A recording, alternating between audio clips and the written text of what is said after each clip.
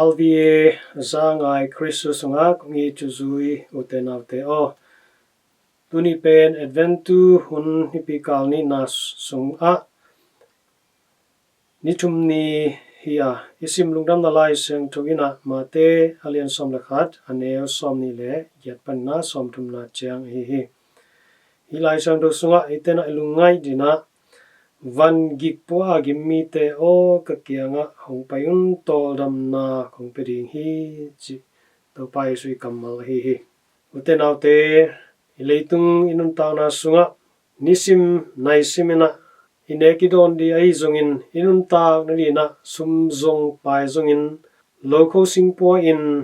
iomna sunga mihing hi na to kigim in kitolina adve takchiangina tua kom kala haksana tampi takito ha takchangin kilung gimin kilung khamina kitol ma mahi tawanga igimi tol takchangina ito adam theinarina tol ramna ong pethe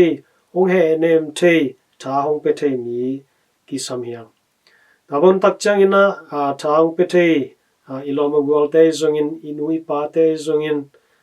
te kyanga ki paina ki zuan the zelhi ama tena thaung piain ong he nemin ai zongina ong hi takchangina itena tha kinga ki hi ai zongina toramna tak tak tunina iten ideile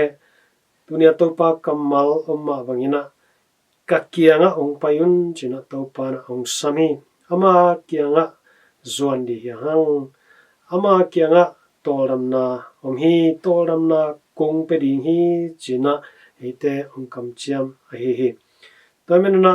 ito paina tabangina ama kamal ngiat to ite hong sam hong zon ai le bahangina ama kianga pailoina om ni hiam keima hakol kisuanun kakianga ong kisinun chilahi topa hakolina eite puak hakol to kibanglohi ama i puak hakolina eite ajina anuam hakol ong swaki ong swak saktehi chi himun panna kimuthehi tamanena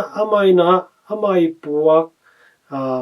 hakol lamkatpanin chile hangina amai puak singlam te Calvary mualam zuanina apuak singlam te to eitena tua igim itolna te ipuak kop takchangin ama to ipuak kop takchangina tua ivan gi kem pe pen ong zang li hi chi pen topan ong hilna hi bahangyam chile keima in alung nem le akiniam hiat ka hi chilahi igimitol takchangina kilung nem zo khollo hi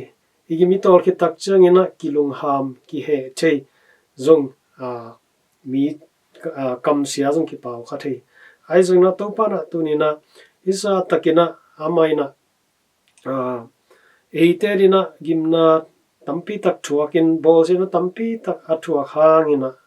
ama pen lungnem hi kiniam hiat hi atop dongina amai puak van puahi tanwa amai puak hakol keimai hakol ongkisuan un chi takchangina amai puak singlam te amai puak gimna haksana te eitena ama to pokhom hile hangina tua gimna tua haksana tua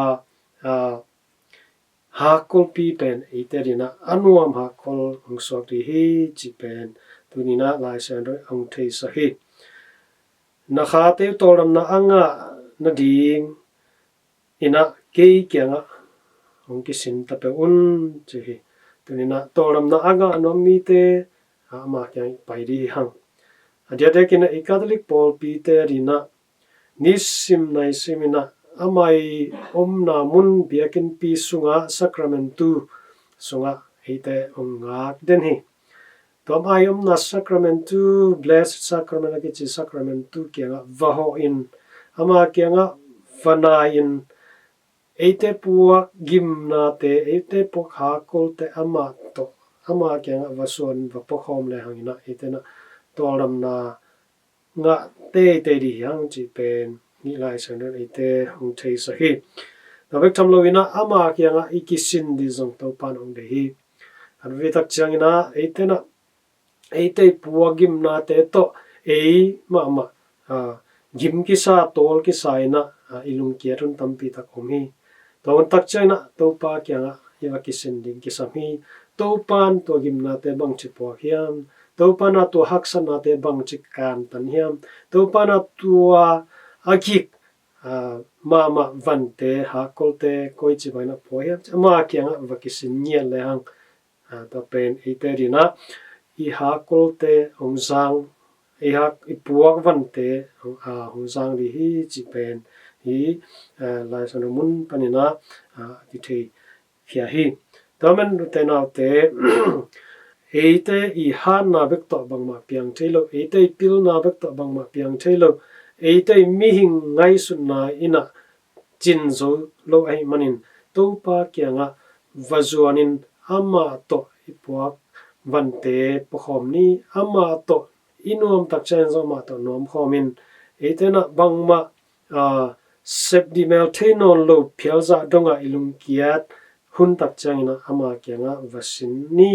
ama kyanga vaki ap ni amana eite adina lampi hon sakhi keimana lampi kai hi chima bangin amana lamping zon sak thehi amaina nun tang na hi amaina eite gupkyan na hi tamanina dunia amayong samna onem zaina ama kyang azuan adedekina amai omna mun biakin pisunga amai omna ahi siangtho pumpi sianumpi buk sunga om to pai su kyanga vaho zel zeli hang ama kyanga vasinni ama I kiniam hian na te ama I lungnem na te itena vasinni to hele eite inisim num tang na te ama bangin kiniam hiarin ama bangin lungnemin ama bangin tuak zodi hang chi tuni hi lai sen lo tung tonina tha kim penom hi tamina etena vangik puwa ipai tak changin topa to pokhom le hang tua topa na ete puak vante ong pok pi in ete tup na mun ete som na mun tung te te di hang chi pen hi lai san tung tonina ki thei khai tamanina ivan gik te guak bekin apua hinon loin